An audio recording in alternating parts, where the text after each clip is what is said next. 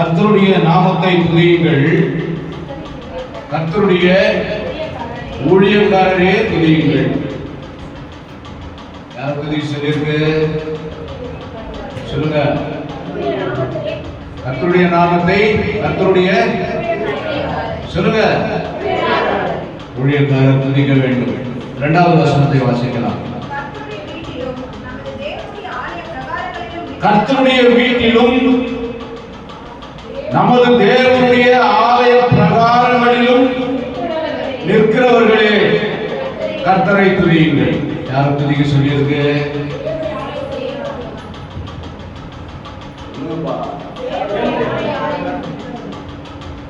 தேவனுடைய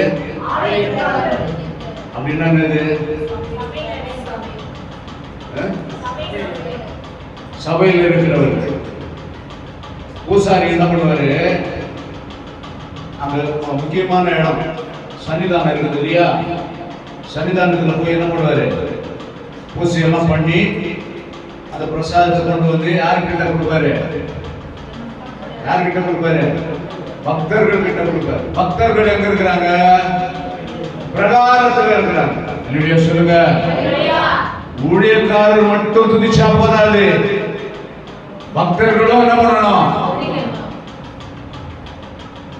நமக்கு எல்லாம் தெரியும், நம்ம துதிக்க வேண்டியது இல்லை அப்படின்னு ஊழியக்காரர் நினைக்க கூடாது. நம்ம தான் டெய்லி சாமியை பார்க்கறோமே, சாமியை தரிசிக்கிறோமே, அதனால நம்ம துதிக்க வேணாம் அப்படின்னு சொல்லி ஊழியக்காரர் நினைக்க கூடாது. அவர் வேலை தான் அது. அவர் ஆராதனை பண்ணிட்டு இருக்கட்டும், அவர் துதிக்கிட்டோம், அவர் நம்மளுக்கு ஜெபம் பண்ணிட்டோம் அப்படின்னு சொல்லி பக்தர்கள் என்ன பண்ணக்கூடாது? அசட்டியா இருக்கக்கூடாது. பிரகாரங்களிலே இருக்கிற ஊழியக்காரருக்கு முன்னாடி நின்னா ஊழியக்காரருக்கு பின்னாடி இருக்கிற சபையாரும் கர்த்தரை என்ன பண்ணணும்? கர்த்தருடைய ஆலயத்தில் இருக்கிறவர்கள், கர்த்தருடைய பிரகாரங்களிலே இருக்கிறவர்கள், கர்த்தருக்காக தெரிந்து கொண்டவர்கள், கர்த்தரை தங்களுக்கு தெய்வமாக தெரிந்து கொண்டவர்கள், கர்த்தராலே தெரிந்து கொள்ளப்பட்டவர்கள் எல்லாருமே கர்த்தரை என்ன பண்ணணும்? துதிக்கணும். இது அவர் கடமைன்னு சொல்லி ஊழியக்காரன் மேல பழைய போட்டுட்டு சும்மா இருக்க கூடாது. சர்ச்சைக்கு போலியா? நம்மளுக்கு ஒன்றும் வேலை இல்லையா? பேண்ட் அடிக்கிறதுக்கு நம்மள விடுறது இல்லை, பாட்டு பாடுறதுக்கு நம்மள விடுறது இல்லை, சங்கீதம் படிக்கிறதுக்கு நம்மள விடுறது இல்லை. என்னத்துக்கு அங்க போய் என்ன உட்காந்துக்கிறேன் அப்படின்னு சொல்லி நீங்க யாரும் நினைக்க கூடாது. இல்லையா சொல்லுங்க. எல்லாரும் கர்த்தரை துதிக்க வேண்டும். பொறுப்பு இருந்தாலும் பொறுப்பு இல்லைன்னாலும் கர்த்தரை துதிப்பதுதான் பொறுப்பு, கர்த்தரை ஆராதிப்பதுதான் பொறுப்பு. அதனால கர்த்தருடைய பிள்ளைகள், கர்த்தராலே தெரிந்து கொண்ட பிள்ளைகள் யாரும் ஆராதனையை அசட்டையா நினைக்கவே கூடாது. எல்லாரும் ஆராதனையில ஈடுபாடோட இருக்கணும், இன்வால்மெண்டோட இருக்கணும். ஈடுபாடு, ஒருத்தருக்கு ஈடுபாடு இல்லைன்னு சொன்னா கூட அந்த ஆராதனை அப்படி டல்லாயிடும். சொல்லுங்க. லைனா இசைக்கருவிகளை வச்சிருக்கிறாங்க. ஒரு இசைக்கருவியிலும் ஒரு விதமான இசை வரும். எல்லாத்துலயும் ஒரே மாதிரி இசை வராது. டேம்பரிங் இருக்குது, அதுல ஒரு இசை வரும். இந்த தாளம் இருக்குது, இதுல ஒரு இசை வரும். பேண்ட்ல ஒரு இசை வரும், கீபோர்ட்ல ஒரு இசை வரும், ட்ரம்ஸ்ல ஒரு இசை வரும். இப்படி ஒவ்வொன்றிலும் ஒரு இசை வரும். ஏதாவது ஒரு கருவி வேலை செய்யல அப்படின்னு சொன்னா அந்த இசை என்ன ஆயிடும்? அங்க ஒரு குறைபாடாக இருக்கும். அதே மாதிரி தான் கர்த்தராலே தெரிந்து கொள்ளப்பட்ட கர்த்தருடைய பிள்ளைகள் ஏகோபித்து ஒரு மனதோடு கர்த்தரை என்ன பண்ணணும்? தொழுது கொள்ளணும். 4வது வசனம் வாசிக்கலாம். 3வது வசனம். கர்த்தர் நல்லவர், அவருடைய நாமத்தை கீர்த்தனம் பண்ணுங்கள், அது இன்பமானது. அனுபவிச்சவங்க சொல்றாங்க. வயிறு வலிக்குதா? அந்த டாக்டர் கிட்ட போ, சரியாயிடும். ஒருவேளை மாத்திரை போட்டாவே அவர் எழுதி கொடுக்குற மாத்திரை என்ன ஆயிடும்? சரியாயிடும்.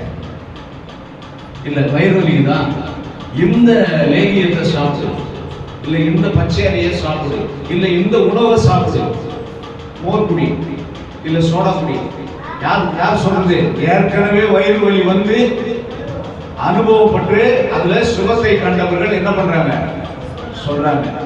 இந்த 3வது வசனத்துல இன்பத்தை அனுபவித்தவர் சொல்கிறார்.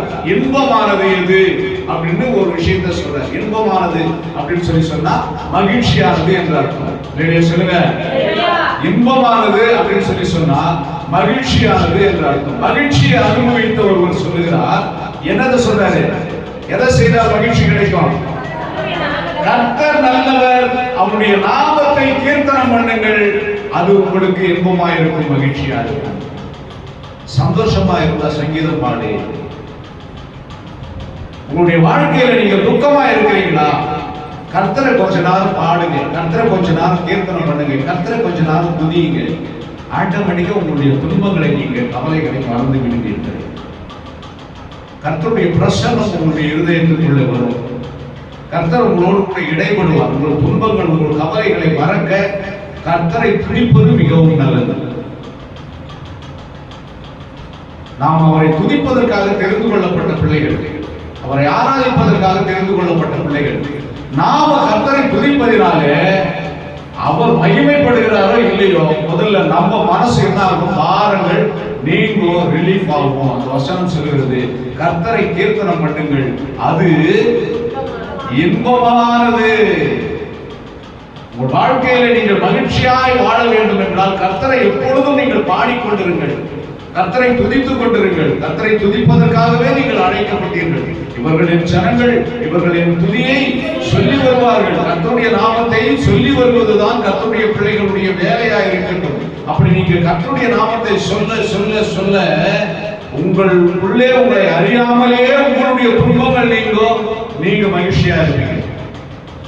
நீங்கள் எவ்வளவு துன்பங்களிலே இருந்தாலும் சரி, நீங்கள் அடுத்தவர்கள் கேட்கும்படியாக, அடுத்தவர்கள் பார்க்கும்படியாக, அடுத்தவர்கள் உங்களை கவனிக்கும்படியாக நீங்க கர்த்தரை துதிச்சு பாருங்க.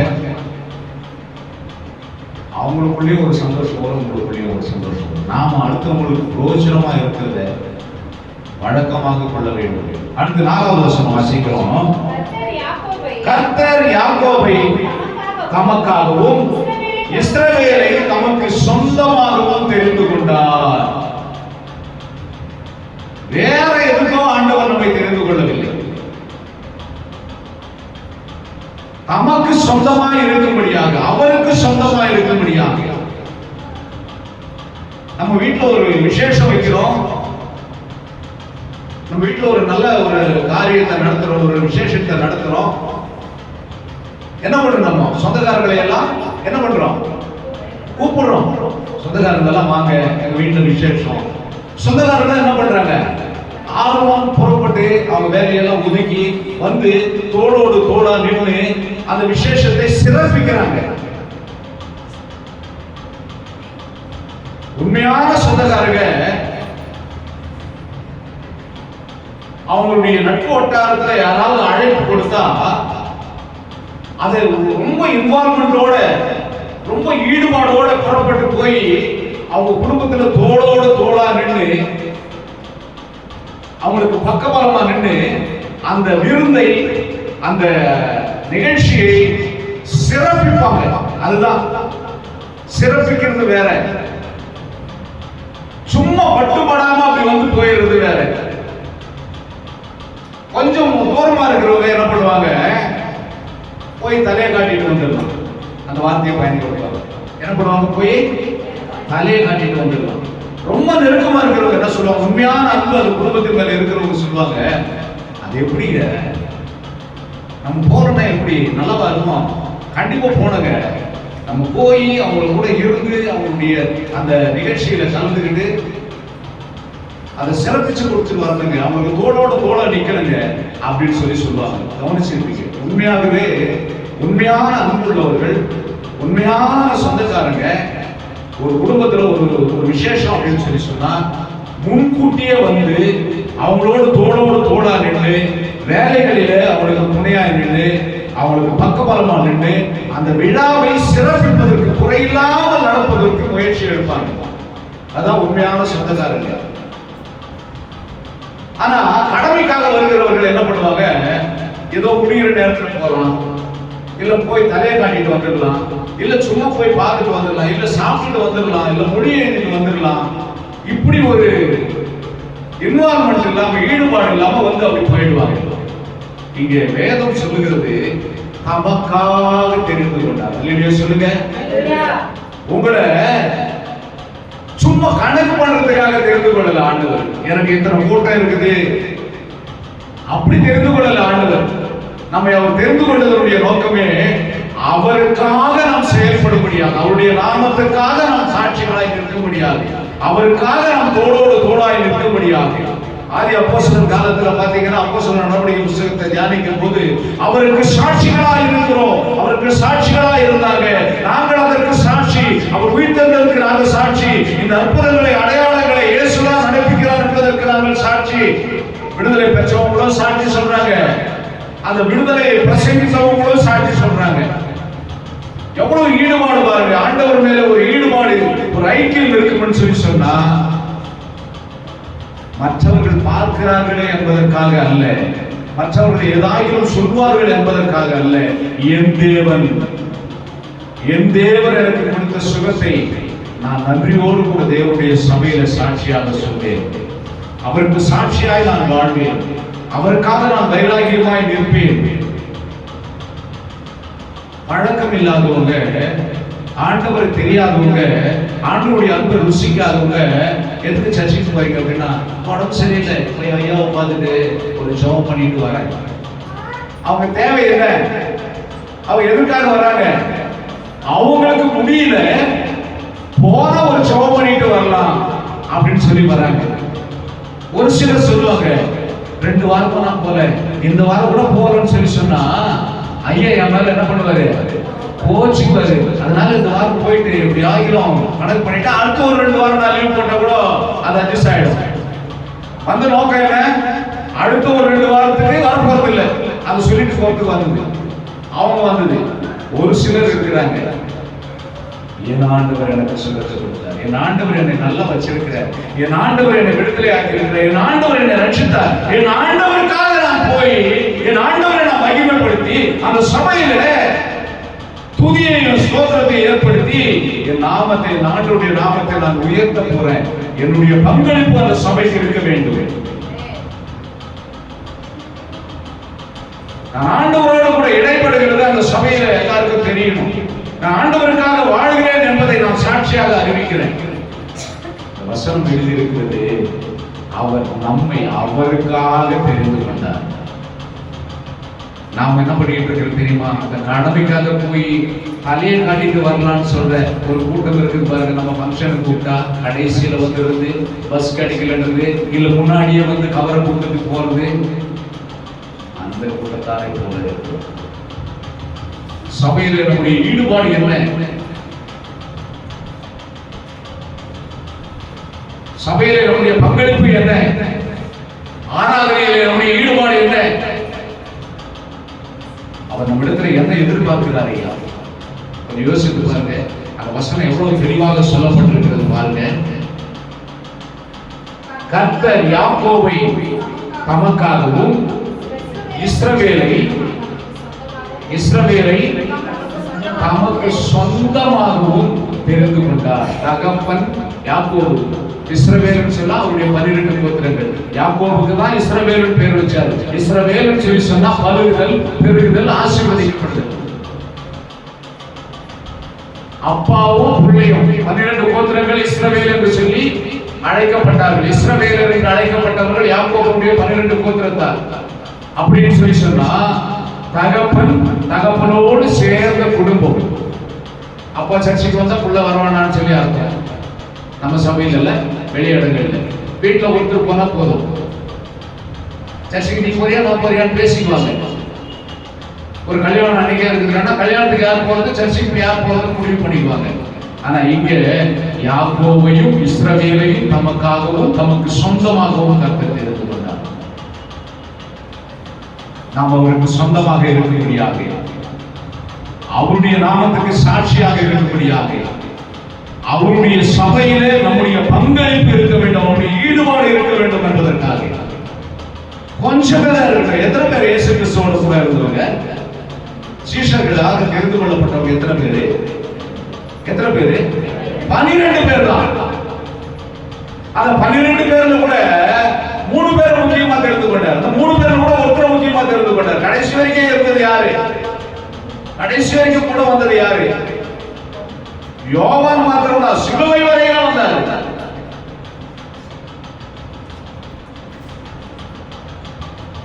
யோவானை, பேதுருவை, யாக்கோபை 3 பேர் ரொம்ப நேசிச்சாரு. இந்த 3 பேர்ல கூட 2 பேர் காண்டு போயிட்டாங்க. நம்ம அதோட அதிகமா இருக்கலாம், 12 பேரோட அதிகமா இருக்கலாம். நம்மளை கொண்டு நம்முடைய சொந்த பந்தங்களை, நம்முடைய கிராமங்களை நம்மளால கலக்க முடியும். நம்ம சீஷர்களாக உருவாக வேண்டும் என்பதுதான் தேவனுடைய திட்டம். நம்ம எல்லாம் என்ன பண்ணிட்டு இருக்கிறது தெரியுமா? விசுவாசிகளா இருந்தாலே போதும்னு நினைச்சுக்கிட்டு இருக்கிறோம். விசுவாசி வேற, சீஷர் வேற.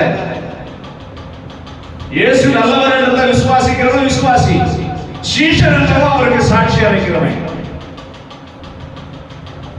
நீங்களா இன்னும் ஐயா எனக்கு பிரச்சனையா இருக்குது, ஜெபம் பண்ணுங்கன்னு ரிக்வெஸ்ட் வச்சுக்கிட்டு இருக்கீங்க. நான் சீஷன், நான் யாருக்கிட்டே ரிக்வெஸ்ட் வைக்கிறது இல்லை. எனக்கு உடம்பு சரியில்லை, ஜெபம் பண்ணுங்கன்னு நான் எந்த மேல பாஸ்டருக்கு ஃபோன் பண்ணி எனக்கு ஜெபத்தை கேட்கறதே இல்லை. நான் சீஷன். என்னை போல உருவாக வேண்டும் என்பதுதான் என்னுடைய விருப்பம். எல்லாருமே சீஷர் ஆயிரணும். ஆரம்ப காலகட்டத்தில் விசுவாசியா இருக்கணும். விசுவாசின்ற ஸ்டேஜ்ல மாதிரி சீஷன் ஆயிரணும். நம்ம எல்லாருமே ஆண்டவரை எந்த அளவுக்கு நம்ம ஈடுபாடோட தேடுறோமோ அந்த அளவுக்கு தான் ஆண்டவர் நமக்கு உதவி செய்வார். நீங்க எல்லாம் நினைக்கிறீங்க நம்ம விசுவாசியாவே இருந்துட்டு போயிடலாம். விசுவாசிக்கு என்ன வேலைன்னா சபைக்கு வருவாரு, சபையில் அட்டெண்டன்ஸ் போடுவாரு, போயிடுவாரு. சீஷனுக்கு என்ன வேலை தெரியுமா? என் ஆண்டவரை நான் எப்படி மகிமைப்படுத்துவது, என் ஆண்டவரை நான் எப்படி உயர்த்துவது, எனக்கான பொறுப்புகளை நான் எப்படி நிறைவேற்றுவது, எனக்கான தாளங்களை நான் எப்படி பிரதிபலிப்பது. ஒருத்தருக்கு ஒரு தாளந்து கொடுப்பாரு. பேதுரு நடந்து போன ஏற்பட்டு சுகமானாங்க. ஒருத்தருக்கு ஒரு தாளந்து.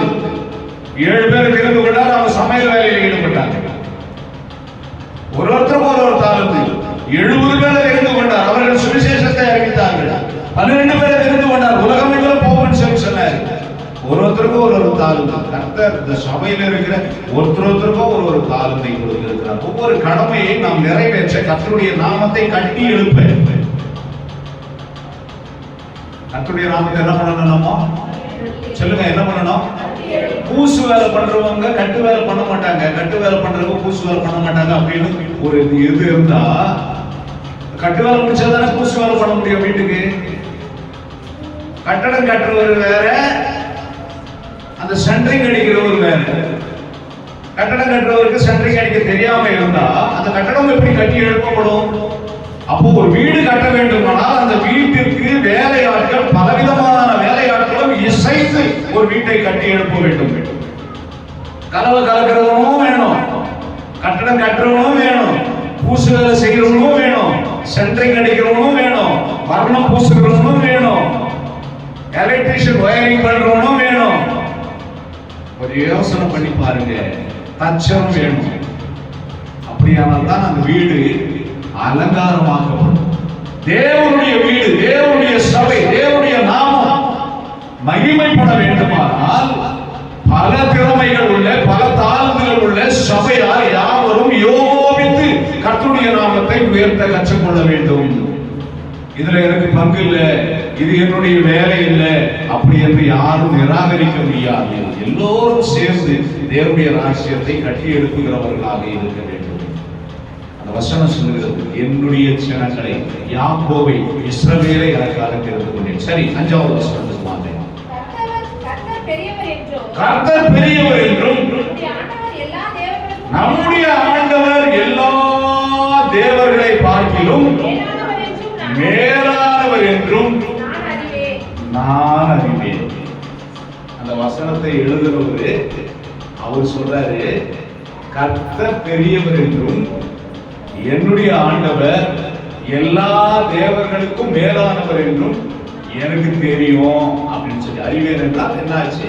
தெரியும் சொல்லி அர்த்தம். எனக்கு தெரியும்னு எழுதுறாரு. நானும் ஒத்துக்கிறேன், நான் ஒத்துக்கிறேன். என் ஆண்டவர் தான் பெரியவர், எல்லா தேவர்களை விட கர்த்தர் பெரியவர் என்பதை நான் அறிந்திருக்கிறேன் அப்படின்னு நான் ஒத்துக்கிறேன். நீங்க ஒத்துக்கிறீங்களா? நீங்கள் அறிந்து கொண்டிருக்கிறீங்களா? உங்களை பார்த்து சபையார் பார்த்து கேட்கிறேன், நீங்கள் அறிந்து கொண்டிருக்கிறீங்களா? நீங்க என்ன விசுவாசை அறிக்கை செய்றீங்க? உங்க ஆண்டவர் பெரியவர் என்று சொல்லி நீங்கள் ஒத்துக்கொள்ள முடியுமா? நீங்கள் ஒத்துக்கொள்ளும் நிலைமையில இருக்கிறீர்களா? நீங்கள் ஒத்துக்கொள்ளும்படியாக வளர்ந்திருக்கிறீங்களா? உங்கள் ஆண்டவர் எவ்வளவு பெரியவர் என்பதை நீங்கள் அறிந்திருக்கிறீர்கள் என்பதை நீங்க எனக்கு சொல்லணும். உங்க ஆண்டவர் எவ்வளவு பெரியவர்? வசனம் சொல்லுகிறது கர்த்தர் பெரியவர்.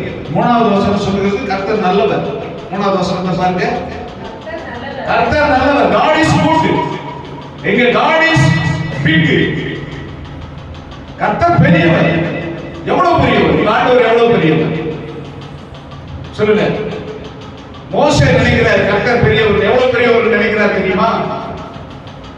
கோல நீட்டினா என்ன பண்ணும்? கடலே ரெண்டா பிளக்கும். அந்த அளவுக்கு கர்த்தர் பெரியவர் மோசே நினைக்கிறார். தானியேல் நினைக்கிறார் என்ன சிங்கத்தின் கவியில கூட தூக்கி போடுங்க, சிங்கம் என்ன கடிக்காது. கர்த்தர் பெரியவர் நினைக்கிறார். நிறைய சொல்லலாம். தாவீது நினைக்கிறாரு கோலியாத்தை நானு ஜபத்தினாலையும் கர்த்தர் மேல இருக்கிற விசுவாசத்தினாலையும் ஜெயிப்பேன், எனக்கு வில்லு எல்லாம் ஒண்ணும் தேவையில்லை, ஈட்டி எல்லாம் ஒண்ணும் தேவையில்லைன்னு நினைக்கிறாரு. ஈசாக்கு நினைக்கிறாரு பஞ்ச காலத்துல கூட என்னுடைய விளைச்சலை விளைவிக்க என் தேவனால முடியும், அவ்வளவு பெரியவர் கர்த்தர் நினைக்கிறாரு. ஆபிரகாம் நினைக்கிறாரு பலிக்கான ஆட்டுக்குட்டியை கர்த்தர் பார்த்துக் கொள்வார், ஆனால் நான் விசுவாசத்தோடு என் பிள்ளைய பலியிட போறேன் அப்படின்னு சொல்லி கர்த்தர் நினைக்கிறார்.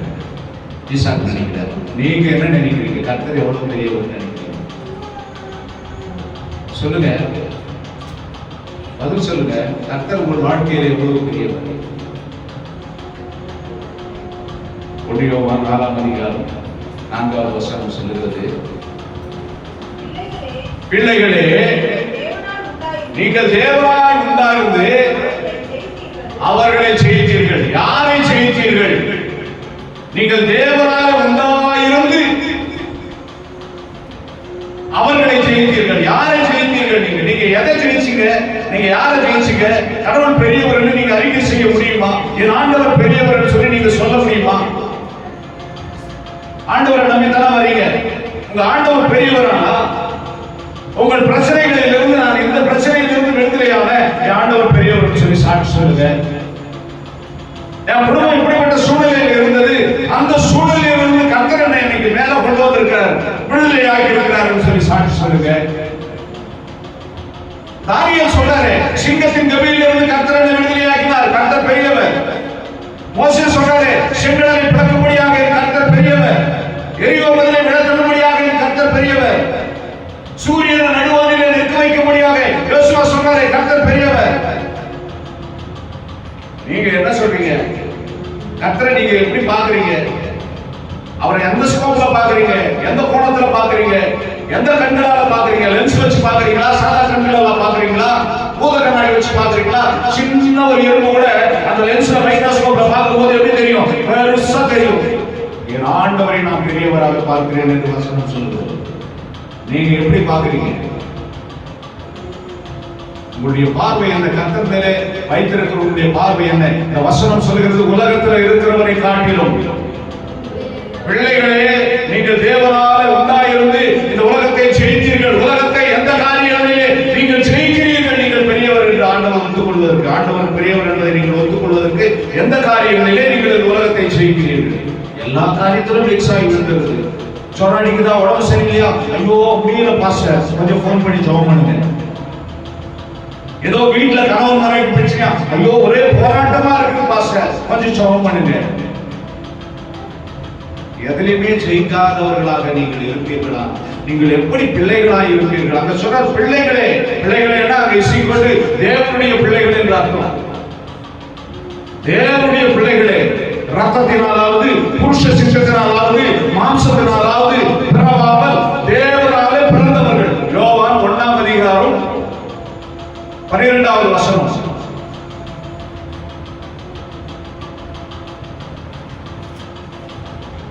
இல்லையா? பைபிள்ல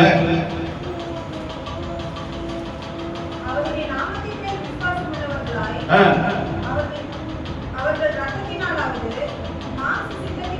அவர்கள் ரத்தத்தினாலாவது மாம்ச சித்தத்தினாலாவது பாருங்க பிறவாமல். யாருடைய சித்தத்தில் பிறவாமல்? மனுஷனுடைய சித்தத்தில் பிறவாமல், ரத்த சம்பந்தத்தில் பிறவாமல், மாம்ச உறவிலே பிறவாமல் தேவனாலே பிறந்தவர்கள். நாம் எல்லோரும் ஆண்டவர் நம்பிக்கிட்டு இருக்கிறார் நம்மள. அப்படி இவங்கெல்லாம் என் பிள்ளைங்க, இவங்க புருஷ சித்தத்தில் வாழ்கிறவர்கள் அல்ல, மாம்ச சித்தத்துல வாழ்கிறவர்கள் அல்ல, ரத்த சம்பந்த சித்தத்துல வாழ்கிறவர்கள் அல்ல, என் சித்தத்துக்காக அழைக்கப்பட்டவங்க, என் பிள்ளைங்க அப்படின்ற ஒரு நம்பிக்கையை கடவுள் வச்சிருக்கிறார். அந்த நம்பிக்கைக்கு பாத்திரமாய் நம்முடைய வாழ்க்கையில என்ன சாட்சியை நாம் ஏற்படுத்தி இருக்கிறோம்? கர்த்தருக்காக என்ன வைராகியமாய் கர்த்தருக்காக நம்ம வாழ்ந்து சாதித்து இருக்கிறோம். ஆண்டவரே, உமக்காக நான் வாழ எனக்கு ஒரு வாய்ப்பை கொடுங்க அப்படின்னு சொல்லி தாவீது கேட்கல, தானியேல் கேட்கல. சந்தர்ப்ப சூழ்நிலை அவர்களுக்கு அமைந்த போது அவர்கள் நிரூபித்தார்கள். யதார்த்தமா அப்படி வர்றாரு, அண்ணன் தம்பியை பார்க்க யதார்த்தமா வர்றாரு போர்க்களத்துக்கு. அவர் சண்டை போடணும்ன்ற எண்ணத்தோட வரல. நல்லா புரிஞ்சுக்க, நம்முடைய வாழ்க்கையில யதார்த்தமா ஏதாவது ஒரு சூழ்நிலை வரும்போது அந்த யதார்த்தமான சூழ்நிலையை வைத்து நம் ஆண்டவரை மகிமைப்படுத்த நாம தகுதி உள்ளவர்களாக உருவாக்கப்பட்டிருக்கிறோமா? யோசனை பண்ணி பாருங்க. எத்தனையோ அவகாசங்கள் நமக்கு கொடுக்கப்பட்டது, எத்தனையோ வாய்ப்புகள் நமக்கு வழங்கப்பட்டது. கர்த்தரே தெய்வம் என்று நிரூபிக்க நாம் நிரூபிச்சு காட்டி இருக்கிறோமா? எலியா தீர்க்கதரிசிக்கு கர்த்தரே தெய்வம் என்று ஒரு வாய்ப்பு கிடைத்தபோது அவர் நிரூபித்து காட்டினார். எல்லாரும் எதிர நிற்கிறாங்க. கர்த்தர் தெய்வம் இல்லைன்னு சொல்லி கர்த்தரை மறுதலித்து பாகால் தான் தெய்வம் என்று சொல்லி நிரூபிக்க இவருக்கு ஒரு வாய்ப்பு கொடுக்கப்பட்டது, கர்த்தர் தெய்வம் என்று சொல்லி. அந்த வாய்ப்பை சரியாய் பயன்படுத்தி ஜனங்கள் எல்லாருடைய வாயிலிருந்தும் கர்த்தரே தெய்வம், கர்த்தரே தெய்வம் என்று சொல்லும்படியாக அவர் அந்த வாய்ப்பை அவர் ஏற்படுத்தி அந்த வாய்ப்பை நிறைவேற்றி காண்பித்தார். யோசனை பண்ணி பாருங்க. நம்முடைய வாழ்க்கையில் வருகிற பிரச்சனைகளுக்கு, போராட்டங்களுக்கு நாம் ஆண்டவரே தெய்வம், கர்த்தர் என்னோடு கூட இருக்கிறார், கர்த்தர் பெரியவர் என்பதை நிரூபிக்கிற தருணத்தில் நாம் இருக்கிறோமா? அல்லது சோர்ந்து போய் விழுந்து போகிறோமா? போதும் கர்த்தாவே, என் முற்பிதாக்களை காட்டிலும் நான் நல்லவர் அல்ல, என்னை எடுத்துக்கொள்ளுங்க.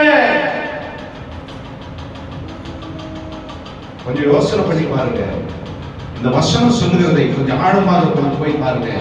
அவன் சொல்றாரு, பெரியவர், எல்லா தேவர்களிலும் பெரியவர்.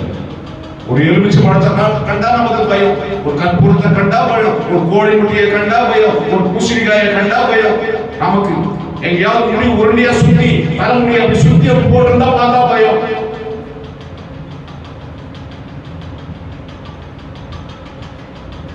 எங்கேயாவது கொஞ்சம் தாடி வச்சுட்டு, இப்ப எல்லாருமே தாடி வைக்கிறாங்க, நம்ம தாடி வைக்கிறோம்னா பார்க்கும் போதெல்லாம் மந்திரக்காரனா இருப்பானோ ஒரு பயம்.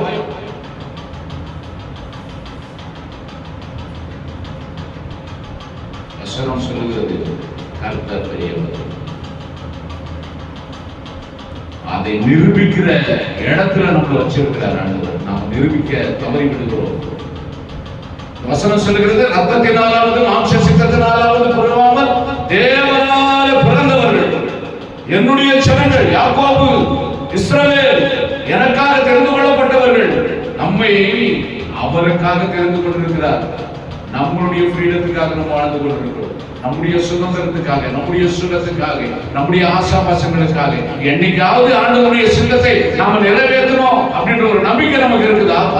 நம்முடைய வாழ்க்கையில அந்த சந்தோஷம் இருக்குதா? ஆஹா, இன்னைக்கு கர்த்தர் ஒரு வாய்ப்பு கொடுத்தார் எனக்கு, அப்படியே நாமத்தை உயர்த்துறதுக்கு நான் உயர்த்தி காமிச்சிட்டேன். அந்த சாட்டிஸ்பேக்ஷன் இருக்குதா? திருப்தி இருக்கிறது நம்முடைய வாழ்க்கையில? என்னைக்காவது செஞ்சிருக்கிறோம் நம்முடைய வாழ்க்கையில? அப்படியே மடிந்து போக போகிறோம், அப்படியே நம்முடைய வாழ்க்கை முடிந்து போக போகிறது. தேவன் அழைத்த அழைப்புக்கு பாத்திரமாய் ஒரு நாளும் வாழாம நம்முடைய வாழ்க்கை கெட்டு போக போகிறது. இன்னைக்கு முடிஞ்சு போச்சு நம்முடைய வாழ்க்கை அப்படின்னு சொல்லி சொன்னா ஆண்டவருக்கு நாம எப்படி கண்டுபோவோம்? கொஞ்சம் யோசனை பண்ணி பாருங்க. தேவ சித்தம் என்ன என்பதை அறியாமலே நம்முடைய வாழ்க்கை நடந்து போய் கொண்டே இருக்கிறது. தேவனுடைய திட்டத்துக்கு எதிர்மாறாகவே நம்முடைய எண்ணங்களும் ஏக்கங்களும் போய் கொண்டிருக்கிறது. வாய்ப்புகளை கற்கத் தருகிறார், அவருடைய நாமத்தை நாம் உயர்த்துவதை. ஆனால் அந்த வாய்ப்புகளை நாம் சரியாக பயன்படுத்தாமல், கர்த்தருடைய நாமத்துக்கு மகிமையை சேர்க்காமல் இந்த உலக காரியங்களில் நம்முடைய நேரத்தை வீணடித்துக் கொண்டிருக்கிறோம். கீழே சொல்றாரு, அதை இதுல யோவான்ல சொல்றாரு, என்ன சொல்ற? உலகத்துல இருக்கிறவர்களை காட்டிலும் உங்களில இருக்கிறவர். அந்த விசுவாசத்துக்கு நம்ம வருவதே இல்லை. இந்த வசனத்தை நிறைய தரம் தியானிக்கிறோம். அந்த வசனத்தையும் இந்த வசனத்தையும் கம்பேர் பண்ணி பாருங்க. அந்த சங்கீதம் 135 அந்த 1 யோவான் 4:4 வசனத்தை கம்பேர் பண்ணி பாருங்க. அவர் பெரியவர், உங்கள் வாழ்க்கையில எல்லாவற்றையும் செய்ய வல்லவர். அவர் உங்களை கொண்டு செய்வார். அவர் தனியே எதையும் செய்யணும்னு நினைக்க மாட்டார். எல்லாத்தையுமே அவரே செஞ்சுக்கிட்டு இருந்தா நீங்க கர்த்தருடைய பிள்ளைகள் என்கிற ஒரு நிறுவனமே இல்லாம போயிடும். நீங்க கர்த்தருடைய பிள்ளைகளானால் பிசாசை ஜெயிக்க வேண்டும். நீங்கள் கர்த்தருடைய பிள்ளைகளானால் வியாதியை ஜெயிக்க வேண்டும். நீங்கள் கர்த்தருடைய பிள்ளைகளானால் பலவீனங்களை ஜெயிக்க வேண்டும். நீங்கள் கர்த்தருடைய பிள்ளைகளானால் அந்த உலகத்தை ஜெயிக்க வேண்டும். அங்கே அவர்களை ஜெயித்தீர்கள் என்று எழுதியிருக்கிறது. அவர்கள் என்றால் யார்? உன் வலது பக்கத்திலே 1000 இடது பக்கத்திலே 10,000 எழுப்பினவர்கள். அவர்கள் உன்னை கிறிஸ்துவுக்கு நேராய் நடத்த முடியாமல் உனக்கு இடறுதல்களை உண்டு பண்ணினவர்கள். அவர்கள் உன் வாழ்க்கையில் ஆசீர்வாதத்தை நீ பார்க்கப்படாதபடி உனக்கு சாபத்தின் வழியை உன்னை நடக்கிறவர்கள். அவர்கள் அந்த உலகத்தில் இருக்கிற எந்த கிரியை ஆனாலும் உன்னுடைய வியாதி அவர்களுக்கு வச்சுக்கோ. உன்னுடைய வேலை இல்லாத உன்னுடைய நட்டத்தை கொடுக்கிற உன்னுடைய சாபத்தை கொடுக்கிற காரியம் அவர்களுக்கு வச்சுக்கோ. அவர்களை ஜெயித்தீர்கள் அப்படின்னா அவைகளை ஜெயித்தீர்கள் மாத்தி எவைகளை ஜெயித்தீர்கள்? நான் பிரச்சனையோடு வாழ்ந்து கொண்டிருந்தேன், இயேசுவின் நாமத்தினால நான் ஜெயித்தேன். நான் வியாதியோடு வாழ்ந்து கொண்டிருந்தேன், இயேசுவின் நாமத்தினால ஜெயித்தேன். நான் பலவீனத்தோடு வாழ்ந்து கொண்டிருந்தேன், நான் சாபத்தோடு வாழ்ந்து கொண்டிருந்தேன். வாழவே வேண்டாம் சொல்லி ஒரு முடிவுக்கு வந்தேன். கிறிஸ்துவினாலே நான் ஜெயித்தேன். அதுதான் அவர்கள், அவைகளை. அந்த அவர்கள் என்று இருக்கிற இடத்துல இந்த பிரச்சனைகளை எல்லாம் நான் ஜெயித்தேன். ஏன் என்று சொன்னால் அவருக்காக என்னை தெரிந்து கொண்டார். அவருடைய நாமத்தை உயர்த்தபடியாக என்னை தெரிந்து கொண்டார். நான் வாழ்வது எனக்காக அல்ல, என்னை தெரிந்து கொண்டு தேவனுடைய நாமத்தை உயர்த்தேன். அதுக்காக 24 மணி நேரம் அவருக்காகவே வாழ போறோமா? நம்ம வாழ்க்கையை தான் நம்ம வாழ போறோம். நமக்கு பசி எடுக்கும், நம்ம சாப்பாடு தேடி போக போறோம். நமக்கு ஆசாபாசங்கள் இருக்கும், நமக்கு பிள்ளைகள் இருக்கும், பிள்ளைகளுடைய வாழ்க்கைக்காக ஓட போறோம். ஆனால் சந்தர்ப்பங்களை கர்த்தர் ஏற்படுத்தும் போது, கர்த்தரை உயர்த்த ஒரு தருணத்தை கர்த்தர் கொடுக்கும் போது யோனாவை போல வடிவத்தை ஓடுகிறவர்களாக நாம் இருக்கக்கூடாது. ஒரு வாய்ப்பை ஏற்படுத்துகிறார் ஆபிரகாமுக்கு. நீ எந்த அளவுக்கு என் மேல விசுவாசம் வச்சிருக்கிறத நீ நிரூபணம் பண்ணி காட்டேன்னு ஒரு வாய்ப்பை ஏற்படுத்துகிறார். அந்த வாய்ப்பை சரியாக பயன்படுத்திக் கொண்டார் ஆபிரகாம். ஒரு வாய்ப்பை ஏற்படுத்தினார் தானியேலுக்கு. தானியேலே, நீ எந்த அளவுக்கு ஆண்டவர் மேல விசுவாசமா இருக்கிற, அந்நிய தேவர்களை வணங்க மாட்டேன்னு சொல்லி பக்தி வைராகியமா இருக்கிற, உனக்கு ஒரு சோதனை கொடுக்க பாரு, நீ நிரூபிச்சு காட்டு அப்படின்னு சொல்ற. இதெல்லாம் ஆல்ரெடி பிளான் கிடையாது, யதார்த்தமாய் நடக்கிறது. முன்னாடியே சொல்லி உனக்கு நான் ஒரு செக் வைக்க போறேன், உனக்கு ஒரு சோதனை வைக்க போறேன், நீ ஜெயிக்கிறியா இல்லையா பாக்குற ஆண்டவர் முதலியே சொல்லி நடக்கிறது கிடையாது. யதார்த்தமாய் வாழ்க்கையில நடக்கிற விஷயம். அந்த யதார்த்தத்திலே அவர்கள் கர்த்தருக்காக நின்றார்கள். நாம என்ன பண்ணிடுறது தெரியுமா? முன்னாடியே சொல்லி இருந்தா கொஞ்சம் உஷாரா இருந்திருப்பேன். அப்போ வாழறது யாருக்காக?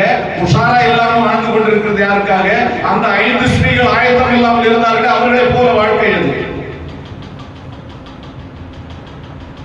பிளான் பண்ணி வரதில்லை கர்த்தருடைய வருகை. நமக்கு மரணம் பிளான் பண்ணி வரதில்லை, யதார்த்தமா வந்துடும். திடீர்னு ஒரு இமைப்படுதல வந்துருவார் ஆண்டவர். திடீர்னு ஒரு இமைப்படுதல நமக்கு மரணம் நடக்கும். எப்பவும் பிளானடா இருந்தாங்க, எந்த சூழ்நிலையில ஆயத்தமா இருக்கும். அதுதான் கர்த்தர் விரும்புறார்.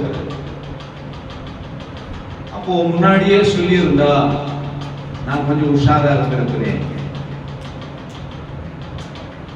எப்பொழுதும் கர்த்தருக்காக ஏதாகிலும் ஒரு காரியத்திலே நாம் சாதிக்க வேண்டும் என்று சொல்லி, கர்த்தருக்காக நிற்க வேண்டும் என்று சொல்லி, நம்முடைய வாழ்நாளில எதையாகிலும் ஒன்றை நாம் கர்த்தருக்காக சாதிக்க வேண்டும் என்று சொல்லி நாம் எப்பவுமே ரெடியா இருந்தோம்னா ஒரு சூழ்நிலை வரும்போது நம்ம உஷாரா ஜெயிச்சிடலாம். கர்த்தருக்காக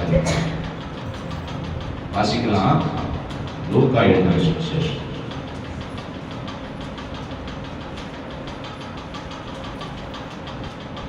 11ஆம் அதிகாரம் 31, 32 வசனங்களை வாசிக்கலாம்.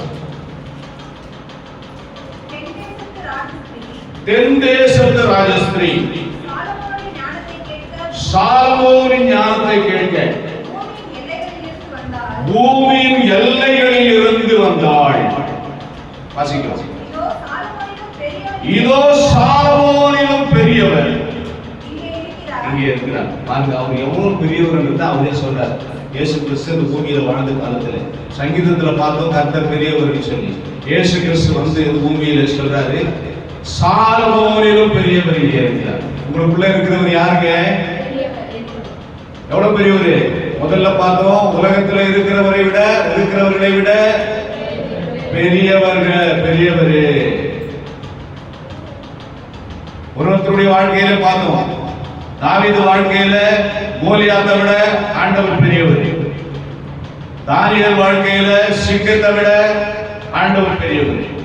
மோசே வாழ்க்கையில நதியை விட செங்கடலை விட ஆண்டவர் பெரியவர். எங்க பார்க்கிறோம்? சாலமோனை விட. தென்தேசத்து ராஜஸ்ரீ சாலமோனுடைய ஞானத்தை கேட்க அங்க பூமியின் கடைசி இடத்துல இருந்து அவருடைய ஞானத்தை கேட்க வந்தாங்களாம்.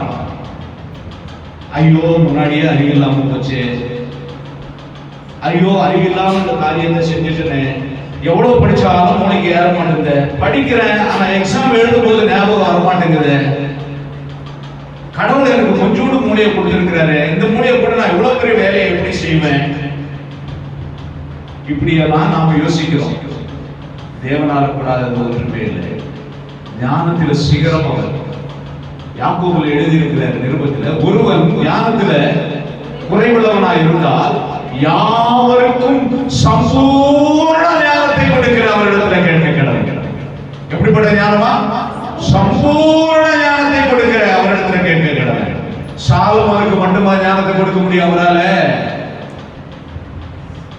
உங்களையும் ஞானியாக அவரால் முடியும். உங்களுக்கும் குடும்பத்தை திறம்பட நடத்த அவரால் முடியும்.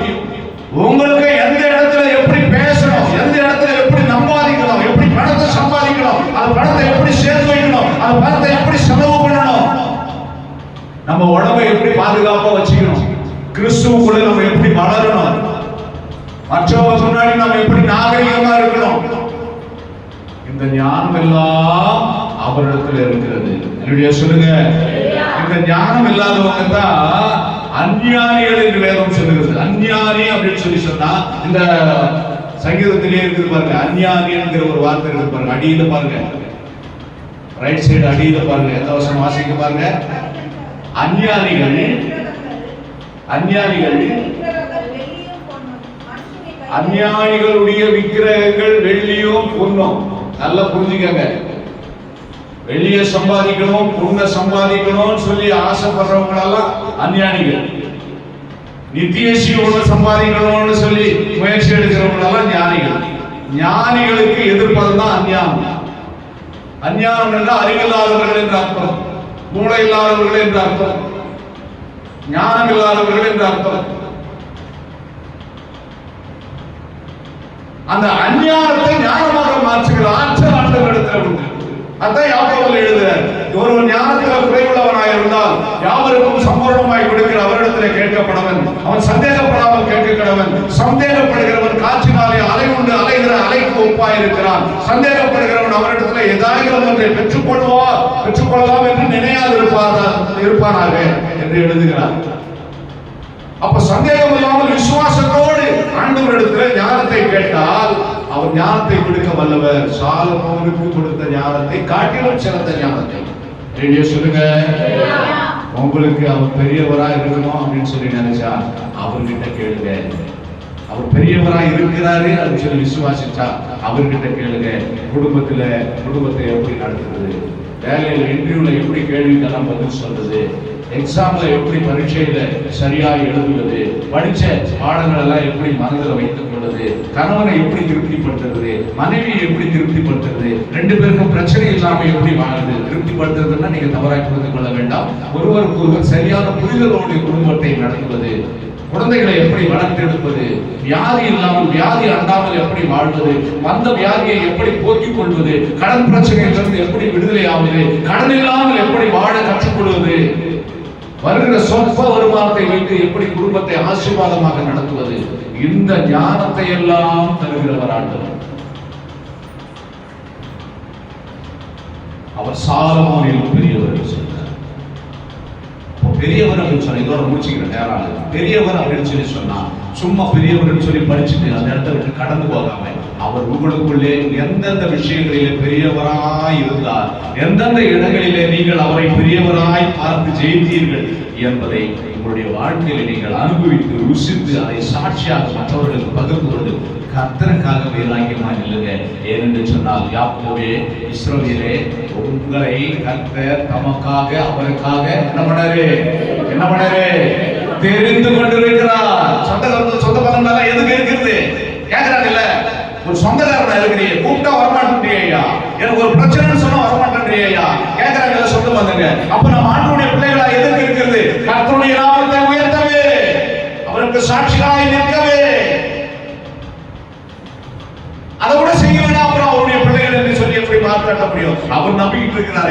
அவருடைய பிள்ளைகளுக்கு சொல்லி அவர் சொல்றாரு, நீங்கள் என்னிடத்தில் அன்பு கூறவில்லை, நான் உங்களிடத்துல என்ன பண்ண முந்தி அன்பு கூர்ந்தேன். நீங்கள் என்னை தெரிந்து கொள்ளவில்லை, நான் உங்களை தெரிந்து கொண்டேன். நீங்கள் அவரை அறியாதிருந்த போதே அவர் உங்களை அறிந்து கொண்டார். உலக தோற்றத்துக்கு முன்னே, உலகமே உருவாக்கல, சொல்லுங்க, உலகமே உருவாகல, ஆனால் உங்களை அவர் மனதுக்குள்ளே உருவாக்கி வைத்திருந்தார்.